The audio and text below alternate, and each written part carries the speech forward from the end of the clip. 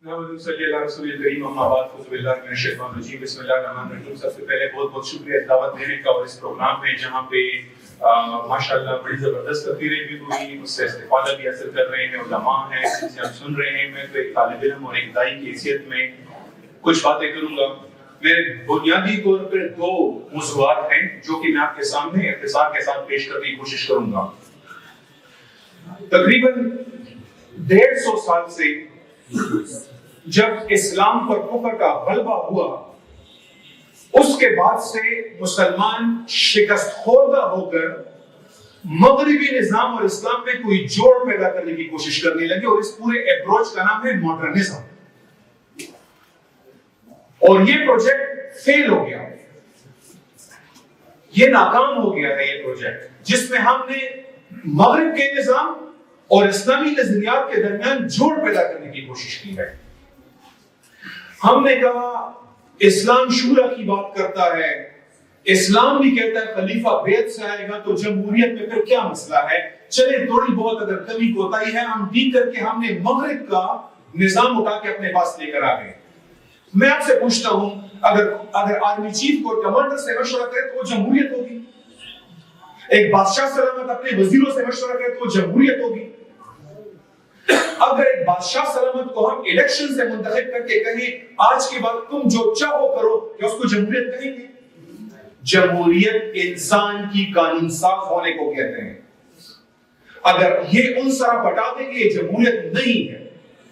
ہم نے بڑا جوڑ لگانے کی کوشش کی، ہم نے کہا اسلام کے خلاف قانون نہیں بنے گا، کلمہ پڑھوا دیا۔ آپ اس بات سے انکار نہیں کر سکتے کہ اللہ کا اسلام معطل رہے گا جب تک یہ اکثریت اس کی منظوری نہیں دیتی، اس کا انکار نہیں کر سکتے۔ قطعیات کی بات مفتی صاحب نے بڑی واضح انداز میں کہی۔ میں ایک منٹ آپ سے پوچھتا ہوں، متشابہات کیا ہیں جس میں دلیل قطعی نہیں ہے، شبہۃ الدلیل ہے، اس میں پارلیمنٹ کیوں اشتہار کرے گا؟ پارلیمنٹ مجتہد ہے، یہ امام بیٹھے ہوئے ہیں، یہ فقہاء ہیں، یہ علماء ہیں۔ پارلیمنٹ کون ہوتی ہے قانون بنانے والی؟ علماء آپ کے سامنے احکامات رکھتے، اختلاف ہے تو خلیفہ اس میں سے ایک اڈاپٹ کر لیتا ہے قانون کے طور پہ، اطیعوا اللہ و اطیعوا الرسول واولو الامر منکم۔ اگر اختلاف آئے گا، اور بکر صدیق صلی اللہ عنہ اور عمر صلی اللہ عنہ میں اختلاف تھا، اور حضرت عمر صلی اللہ عنہ اور بکر صدیق رضی اللہ عنہ کے قاضی بھی تھے اور وزیر بھی تھے، اور وہ تھا کہ 3 طلاقیں ایک وقت میں ایک ہوگی کہ 3 ہوگی، اور بکر صدیق نے اڈاپٹ کیا کہ میں سمجھتا ہوں میری رائے زیادہ قوی ہے، اس لیے آج کے بعد ریاست میں 3 طلاقیں ایک حساب ہوگا۔ حضرت عمر صلی اللہ عنہ اس رائے کو کمزور سمجھتے تھے، لیکن انہوں نے عدالت میں وہی نافذ کیا جو خلیفہ کی رائے تھی، اطیعوا اللہ و اطیعوا الرسول واولو الامر منکم۔ پارلیمنٹ قانون نہیں بناتی، پارلیمنٹ تو جی کچھ آپ مشورہ کرتے ہیں کہ پہلے سڑک بننی چاہیے یا پہلے ڈیم بننا چاہیے، قانون نہیں بنا سکتا۔ علماء اجتہاد کرتے ہیں، اگر اختلاف ہے اس میں تو خلیفہ اڈاپٹ کرتا ہے۔ اگر علی، عثمان اور عمر رضی اللہ عنہ اطاعت کرتے ہیں خلیفہ کی، تو ہم کون ہوتے ہیں ایسے خلیفہ کی اطاعت کرنا جو ایک جائز رائے میں سے ایک رائے اڈاپٹ کر لے؟ اگر خلیفہ کہے یہ پردہ ہے یا یہ پردہ ہے، ہم اطاعت کریں گے، اختلاف ہے بے شک اس میں، ہم اطاعت کریں گے۔ یہ اسلام کی اپروچ ہے۔ ہم نے کہاں سے جمہوریت اتاری؟ ہم نے قومی ریاستوں کو امانت قرار دے دیا۔ اس بوئل الخلیفتین فقتل الاخر منہما، اگر 2 خلفاء کی بیعت ہو جائے، اس کی دوسرے کی گردن اڑا دیں۔ ہم نے اپنے لیے امانتیں بنا دی مجبوری کے نام پہ۔ آپ کہیں یہ عارضی صورتحال ہے، اضطراری ہے، یہ غلط ہے۔ یہ کہیں آج یہ علاقہ میرے پاس نہیں ہے، میں لے کے رہوں گا، اس لیے مجبوراً میں یہاں پہ ہوں۔ آج میں مدینہ میں ہوں، لیکن پورا دنیا پر ہم اسلام قائم کریں گے۔ اس مشن کے بغیر آپ پکے بارڈر بنا کر جہاد کا انکار کر کے اور اپنے آپ کو محدود کر کر کہیں کراس بارڈر ٹیررزم ہوتی ہے۔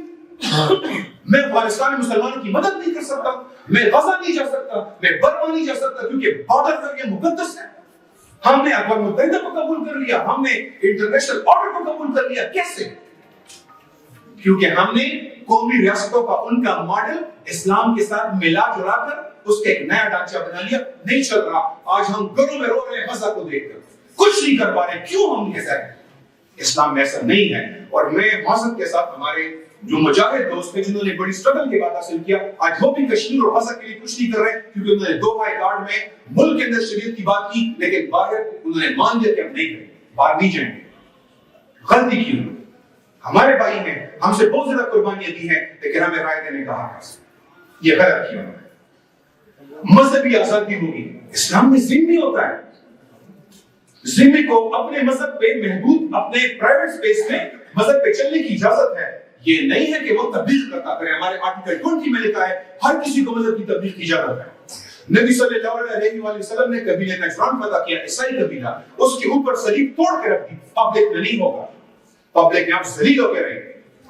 ہمیں شرم آتی ہے اس بات سے کہ کفار جو ہے وہ ذمی ہیں، آپ عقیدے توحید پہ شرمندہ ہیں، آپ ان کو برابر سمجھتے ہیں، نہیں سمجھتے اسلام ان کو برابر، آپ کیوں شرمندہ ہیں، آپ ذہنی طور پہ کیوں مغلوب ہو گئے، نہیں سمجھتے اسلام اس کو۔ ہم نے مغربی ڈسکشن لے کر آگئے، سول اور فوجی سپریمیسی، سول سپریمیسی، فوجی سپریمیسی۔ ہمارا خلیفہ فوجی کمانڈر ان چیف بھی ہے، ہمارا خلیفہ چیف جسٹس بھی ہے، اور ہمارا خلیفہ ایگزیکٹو کا ہیڈ بھی ہے۔ کیا بات کر رہے ہیں آپ؟ کون سی ڈسکشن ہمارے پاس لے کر آگئے؟ اگر شریعت نہیں ہے، نہ فوجی صحیح ہے اور نہ سول صحیح ہے، یہ کیا بات ہوئی سول اور فوجی؟ سر شریعت کی حکمرانی ہوتی ہے، یہ ہمارا اصول تھا، کیا بنا دیا ہم نے مغربی جمہوریت کو؟ اسلام ایک امیر کی اطاعت کی بات کرتا ہے، ہم نے 57 اپنے امیر لے کر آگے ہیں۔ اسلام کہتا ہے ہمیں، اسلام مانتا ہے کہ ہمیں فکری طور پر اپنے علاقے، اپنے گاؤں سے انس ہو سکتا ہے، اپنے علاقے سے انس ہو سکتا ہے۔ ہم نے اس کو بارڈر کے ساتھ حب الوطنی بنا کر، قومی ترانہ، قومی جھنڈے لا کر آج مدرسوں کی قومی ترانے، قومی جھنڈے شروع کر دیا۔ کیوں؟ یہ تو موت ہے اسلام کی کہ اگر ہم یہاں پہ آپس میں اس طرح تقسیم ہو جائے، افغانی نمک حرام ہے اور یہ عرب شیخ یہ ایسے ہیں اور یہ پاکستانی ایسے ہیں اور بنگالی ایسے ہیں، یہ کون سی باتیں لے کر آ گئے ہم لوگ؟ کیوں؟ کیونکہ ہم نے بارڈرز مان لیے، ہم نے تقسیم کو مان لیا۔ ہم نے اسلام کا وحدانی ڈھانچہ تھا، ایک خلیفہ امت کی بیعت سے آتا ہے، وہ اپنی مرضی کے والی اپوائنٹ کرتا ہے، اگر شکایت ہے وہ ہٹا دیا جائے گا، لیکن اپنا وزیر اعلیٰ نہیں ہوگا، فیڈرل سسٹم نہیں ہوگا، وفاقی نظام نہیں ہوگا۔ ہم نے ان کا نظام مان لیا ہے اور ہم نے کہا اسلام تو کچھ نہیں کہتا۔ اچھا، اس بار خلافہ ایسی ہوا میں کر رہے تھے سب کچھ، آپ کو اجماع صحابہ نظر نہیں آتا، آپ کو نبی کے اپنے طریقہ کار نظر نہیں آتا کہ کیسے اپنی حکومت کی؟ اسلام حکمرانی کو بھول کے اسلام کچھ نہیں کہتا، ہم جو کرنا چاہیں کریں، خاموش ہے اسلام، نہیں ہے خاموش اسلام اس پہ۔ نبی آپ کے سامنے اسوہ ہے، اس کے مطابق چلنا ہے۔ ہم نے انگریزی کامن لا کو تعزیرات کا نام دے کر اسلامی بنا دیا۔ آرٹیکل کا ایک ایک کلاس، میں قانون کا استاد ہوں، ایک ایک کلاس، ایک ایک نمبر ادھر سے اٹھائے ہم نے، انگریزوں سے اٹھائے۔ انڈیا اور پاکستان کا دفعہ 419، دفعہ 420، دفعہ 302، دفعہ 307 سب ایک ہے، لفظ بلفظ ایک ہے۔ 1935 کے ایکٹ پہ آئین بنا، اسی کے اوپر قانون بنے، سارے ایکٹ کے نمبر بھی وہی ہیں۔ مجھے آپ کہہ رہے ہیں تعزیر ہے کیونکہ اسلام حاکم کو اجازت دیتا ہے، تعزیر کے اپنے اصول نہیں ہے، قاضی کی اپنی کوالیفیکیشن نہیں ہے، پروسیکیوشن کا طریقہ کار نہیں ہے، گواہوں کے اپنے اسلامی اصول نہیں ہے، پروسیس کرنا تشدد کی اجازت نہیں ہے، ضمانت کے اصول کہاں سے آ گئے؟ اسلام میں اگر آپ 2 دن کی اجازت دیں اس کے بعد وہ آزاد ہو جائے گا۔ آج ہمارے سارے حوالات سے بھرے ہوئے جیل، سب اسلام کے خلاف ہے۔ آپ نے ایک چیز اسلام سے جوڑ کر اس کو اسلامی بنا دیا، نہیں بن رہا اسلامی۔ 40 لاکھ مقدمے پڑے ہوئے ہیں، نہیں ہو رہا اسلامی۔ پھر آپ نے 57 ملکوں کو کہہ دیا ایک امیر تو نہیں ہو سکتا، بھائی چارہ لے آتے۔ بھائی قومی ریاست قومی مفاد کے لیے کام کرتی ہے، بھائی چارہ کے لیے کام نہیں کرتی۔ بھائی چارہ تب ہے جب میرے پاس زیادہ ہوگا کر دوں گا، نہیں ہوگا تو اپنا کام کرو۔ آپ پاکستان کے اندر یا سندھی، بلوچی، پشتون، پنجابی سارے پورے ملک میں جا سکتے ہیں؟ جا سکتے ہیں، کیونکہ ملک ایک ہے۔ بھائی چارہ کیا ہوتا ہے؟ یہ آپ کی اپنی غزہ میری زمین ہے، قطر میرا ہے، سعودی عرب میرا ہے، پاکستان ان کا ہے، یہ ایک ریاست، ایک زمین، ایک لوگ ہیں۔ ہم نے بھائی چارے کے ذریعے، OIC کے ذریعے ہم نے کہا وہ تو نہیں ہو سکتا، یہ ذہنی شکست ہے، وہ تو نہیں ہو سکتا، تو چلے یہی ہمارا مقصد ہو گیا ہے۔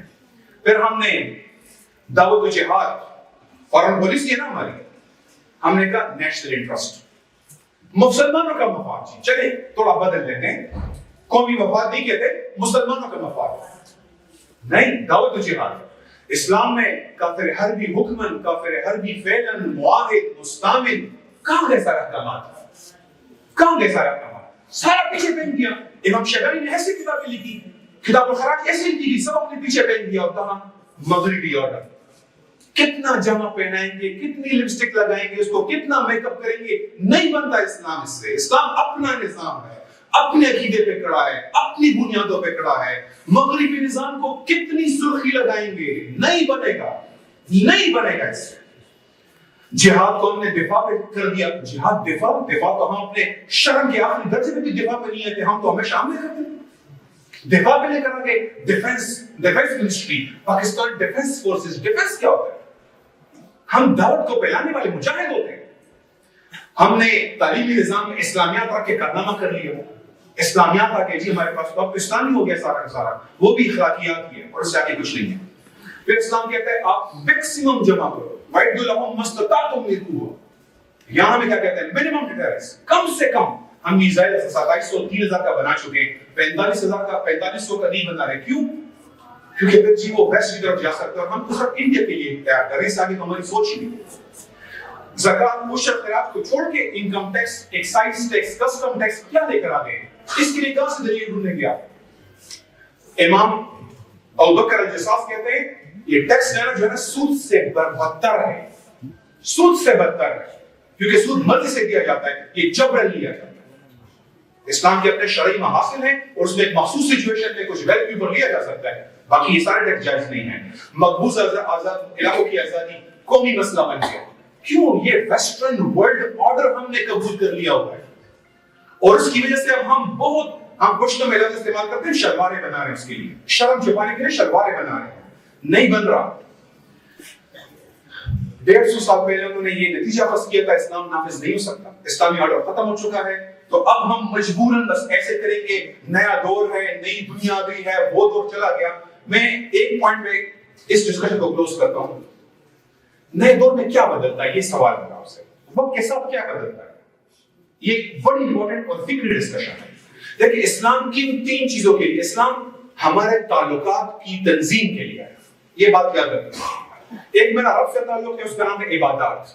ایک میرا اپنے آپ سے تعلق ہے، اخلاق، ملبوسات اور مجموعات، کھانا پینا، لباس اور اخلاق. یہ دوسرا انسان کا تعلق ہے. تیسرا کیا ہے؟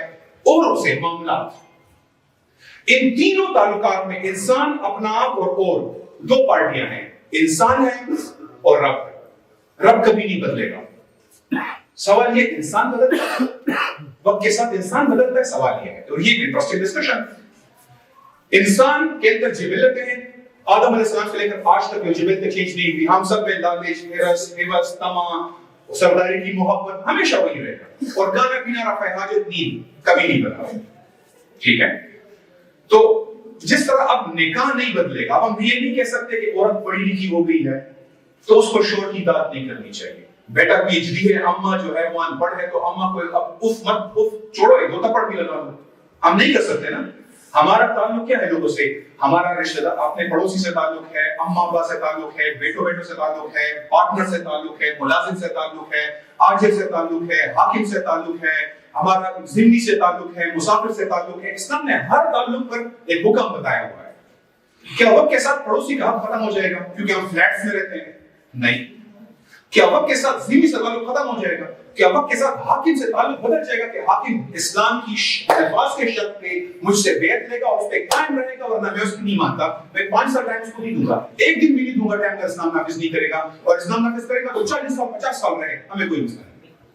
یہ اسلام نے اس تعلق کو ایک دفعہ ڈیفائن کر دیا ہے، قیامت تک کے لیے ڈیفائن کر دیا ہے. اور پھر جب وقت کے ساتھ ٹیکنالوجی بدلتی ہے، کچھ چیزیں اشیاء کی شکل بدل جاتی ہے. تو پہلے میں دکان پہ بات پرچیزنگ کرتا تھا، اب میں انٹرنیٹ پہ پرچیزنگ کرتا ہوں. لیکن اس سے خرید و فروخت کے احکامات نہیں بدلیں گے. ہاں اشتہاد ہو سکتا ہے کہ اس ریئلٹی میں یہ جو بدلا ہے اس کے لیے وہی حکم قرآن سے نکلے گا، عقل سے نہیں نکلے گا. یہ سارا غلط کنسپٹ یہ ہے کہ اسلام نے کچھ بڑے بڑے اصول دے دیے ہیں اور باقی رنگ ہم خود بھریں گے، اسلام کی مفاد ہو گی. یہ غلط ہے. ہر چیز اشتہاد، ہر چیز حکم، ہر چیز حکم شرعی ہے. اختلاف ہو سکتا ہے لیکن ہے حکم شرعی. اب آئیں ذرا اس دوسری ڈسکشن کو. جو میں رکھنا چاہتا ہوں وہ یہ ہے، 1 منٹ کے لیے منہجوں کی بات نہیں کرتے. مختلف یہاں پہ وہ ہیں اسپیکرز تھے، انہوں نے منہج کی بات کی، کچھ نے کہا یہ طریقہ کار ہے، کچھ نے یہ ہے. سب اکثر یہ تو سیرہ کی انڈرسٹینڈنگ کے مطابق اپنا منہج پیش کر رہی ہے. میں اس سے بڑھ کے ایک اور بات کرنا چاہتا ہوں. آپ جہادی اسٹرگل سے پاکستان ٹیک اوور کر لیں، آپ الیکشن سے پاکستان ٹیک اوور کر لیں, آپ عوامی تحریک کر کے ٹیک اوور کر لیں, آپ جیسے بھی ٹیک اوور کر لیں گے. ہمارے سامنے اس کی پہلے مثالیں موجود ہیں, کر چکے ہیں. مصر میں صدر مرسی الیکشن سے آ گیا تھا, ایک ویو ہوئی, عرب سپرنگ آیا, آخر میں ان کو 51% 52% سیٹیں لے کے وہ آ گیا. اس سے پہلا کانٹریکٹ کیا گیا کیمپ ڈیوڈ معاہدہ نہیں توڑنا, آپ نے اسرائیل کی تسلیم کرنے کا, آپ نے رفح بارڈر نہیں کھولنا, آپ نے IMF سے قرض لینا ہے. پہلے 3-4 شرطیں آپ کو حکومت نہیں دینے والے الیکشن کے بعد بھی. الجزائر میں FIS پارٹی 92% سیٹیں لے گئی تھی, نہیں دی ان کو حکومت, 1.5 لاکھ بندہ مار دیا انہوں نے. حکومت آپ کو الیکشن سے نہیں ملے گی, تب ملے گی جب آپ ان کے اصول کے مطابق اسی حد کے اندر رہ کے کریں گے. اس سے آپ کو نہیں ملنے والا, کوئی حکومت آپ کو نہیں دیتا, اور دے گا تب جب آپ وہی کریں گے جو آپ سے اور سرداری کر, تب آپ کو حکومت ملے. اور 1 سال بعد جب اس نے نیچے معاشرے میں تھوڑی بہت اسلامی کام کرنے کی کوشش کی, باہر پھینک دیا اس کو 1 سال. اور آخر میں اس کو بھی کمپرومائز, صدر مرسی صاحب کو سزائیں بھی ملی, وہ بڑے مشکل حالات سے بھی گزرے, لیکن کیا تبدیلی لے کر آئے, کیونکہ انٹرنیشنل آرڈر نے ان کو جکڑ لیا. طالبان ہمارے دوست, ہمارے ساتھ انہوں نے 20 سال سٹرگل کی ہے. میرا اپنا چھوٹا بھائی شہید ہوا ہے اس میں, وہ فوج چھوڑ کے گیا تھا. آخر میں غزہ کے لیے طالبان کیا کر پائے, کچھ نہیں کر پائے. کشمیر کے لیے پاکستان کو مشورہ دے رہے ہیں, آپ ان سے انڈیا سے بات چیت کریں, ہمیں وہ مشورے دے رہے ہیں. اپنے ملک میں سڑکیں راستے میں ٹھیک کر رہے ہیں, چھوٹا موٹا اپنے عوام کی خدمت جو کر سکتے کر رہے ہیں, میں اس سے کوئی اختلاف میرا نہیں ہے. لیکن انٹرنیشنل آرڈر نے کو جکڑ لیا ہے, نہ ملا عمر کو انہوں نے اجازت دی اور نہ ان طالبان کو اجازت مل رہی ہے. ایران میں وہ انقلاب لے کر آ گیا خمینی, خامنئی, کیا کر لیا انہوں نے, انٹرنیشنل آرڈر نے کو جکڑ لیا ہے. آپ جس طریقے سے بھی لے کر آئیں گے, اگر آپ کا ویژن یہ نہیں ہے کہ میں نے انٹرنیشنل آرڈر توڑنا ہے, آپ وہی کریں گے آخر میں جو وہ چاہتے ہیں. اور میں آپ کو نبی صلی اللہ علیہ وسلم کی سیرت سے یہ ثابت کرنا چاہتا ہوں.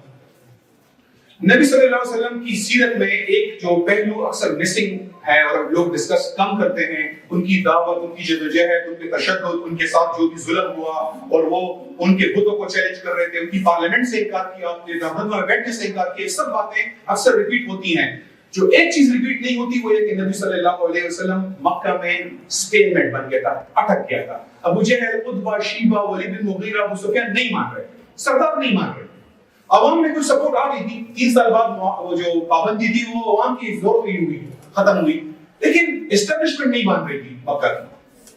پھر آپ صلی اللہ علیہ وسلم کہاں گئے, آپ طائف گئے, گھروں میں دعوت دی نہیں دی, سرداروں کے پاس گئے, کہا وَمْنَعُونِي وَانْصُرْنِي, مجھ کے ایمان لو, نصرت, طاقت, اقتدار ہو, کیوں, تاکہ دین کی حفاظت ہو سکے اور اسلام ظاہر ہو سکے, یہ نافذ ہو سکے. انہوں نے پتھر مارا. آپ 44 قبیلوں کے پاس گئے, آخری 3 سالوں میں 44 اکثر حج کے لیے آتے اور آپ صلی اللہ علیہ وسلم ان کے پاس جاتے. بڑا سیکرٹ کام تھا, اور بکر صدیق رضی اللہ عنہ کے علاوہ کسی کو اس کا پتہ نہیں. اور جو میں آپ کو جو 2 واقعات کوٹ کرنا چاہ رہا ہوں جو آپ ذہن میں بٹھائیں, آپ کو بنو عامر نساسا قبیلے کے پاس گئے, آپ نے کہا کتنے لڑکے ہیں تمہارے پاس, کس طرح لڑتے ہیں, آپ وہ لڑ سکتے ہو, فارس سے لڑ سکتے ہو. جب اندازہ ہوا کہ وہ لڑنے کے قابل ہیں تو آپ نے کہا وَمْنَعُونِي وَانْصُرْنِي, ایمان لاؤ, پہلی شرط ایمان ہے, اور پھر نصرہ. انہوں نے کہا اگر آپ کو نصرہ دیں, آپ کو اقتدار دیں, آپ کو حاکم بنائیں, تو ہمیں معلوم ہے عرب لڑیں گے ہم سے, ہم لڑیں گے ان سے, یہ بتائیں آپ کے بعد حکومت کس کی ہوگی. آپ نے کہا جس کو اللہ دے گا. اس نے کہا اچھا, گردنیں ہم کٹوائیں, ہماری عورتیں بیوہ ہوں, بچے ہمارے یتیم ہوں, اور آپ کے بعد بھی ہماری باری نہ ہے, ہمیں نہیں چاہیے.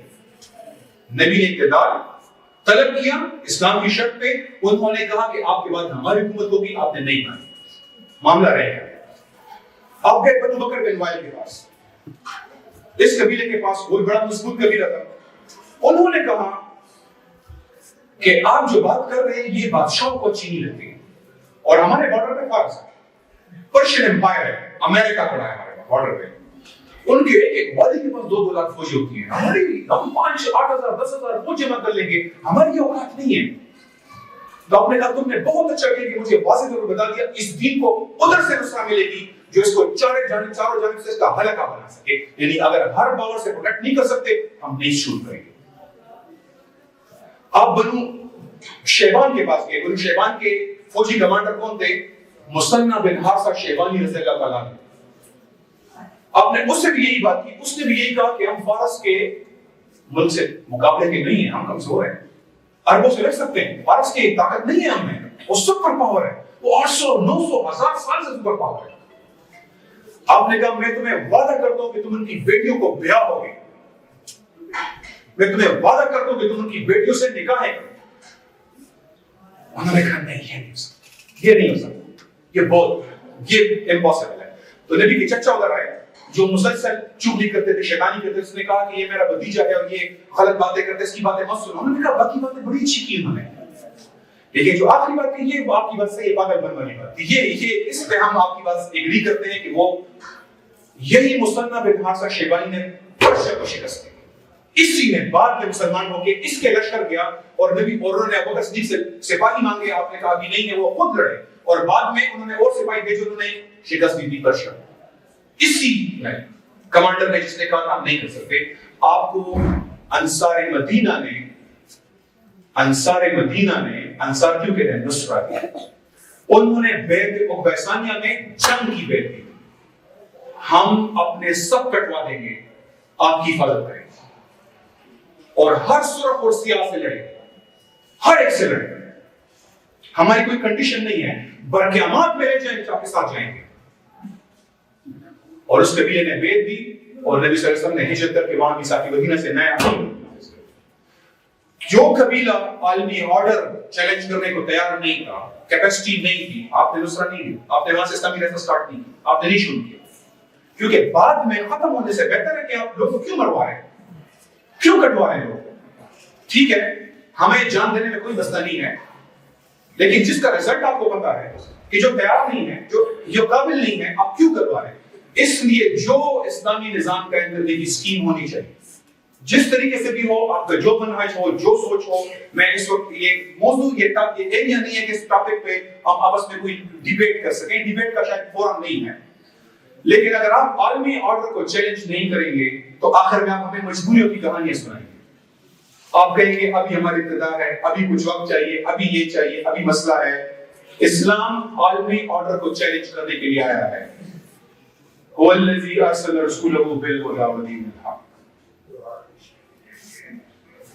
اور وہی رب ہے جس نے اپنے رسول کو ہدایت اور دین حق کے ساتھ بھیجا, لِيُظْهِرَهُ عَلَى الدِّينِ كُلِّهِ, تاکہ ہر دین پر, ہر سوشلزم, ہر کیپٹلزم, ہر کمیونزم پر غالب آ جائے. اور یہ تب ہوگا جب آپ اسلام اور کفر کو نہیں ملائیں گے, خالص اسلام پہ کڑے ہوں گے, اسلام سے نہیں شرمائیں گے. ہم ٹیکنالوجی کے دشمن نہیں ہیں. حضرت عثمانیہ کے پاس 1886 میں پہلی آبدوز آئی تھی, پاکستان کے پاس 1963 ہے. دنیا میں 5 ملکوں کے پاس ایئر فورس تھی, 1910 میں خلافت عثمانیہ کے پاس ایئر فورس تھی. ہم ٹیکنالوجی میں کبھی پیچھے نہیں گئے اور نہ ٹیکنالوجی کبھی رہیں گے. یہ تقسیم ٹیکنالوجی کی, لیکن تعلقات وقت کے ساتھ نہیں بدلیں گے, ٹیکنالوجی بدلے گی, تعلقات نہیں بدلیں گے. آج بیوی شوہر کی اطاعت کرے گی, بیٹا ماں کو اف نہیں کرے گا, پڑوسی کا وہ حق ہوگا, حاکم کا وہی حق ہے کہ جب تک وہ اسلام نافذ کر رہے ہیں میں اس کی اطاعت کروں. مجھے اچھا لگے یا برا, مجھ پر کسی کو وہ فوقیت دے میں پھر بھی اس کی اطاعت کروں. لیکن جب وہ کفر بواہن, وہ کفر صریحن نافذ کرے گا تو اس کی اطاعت ختم. میں 5 سال بیٹھ نہیں. کفر بواہن و کفر صریحن, ایسا کفر جو اختلاف رائے کا مسئلہ نہ ہو. یہ نہ ہو کہ میری رائے کے مطابق میری رائے نہیں ہوگی, قطعی بات ہوگی. جو سورج کی طرح روشن ہے کہ کفر, اس پہ آپ خلیفہ کی اطاعت نہیں کریں گے, آپ 5 سال ویٹ نہیں کریں گے. آخر دعائیں الحمدللہ رب العالمین صلی اللہ علیہ وسلم.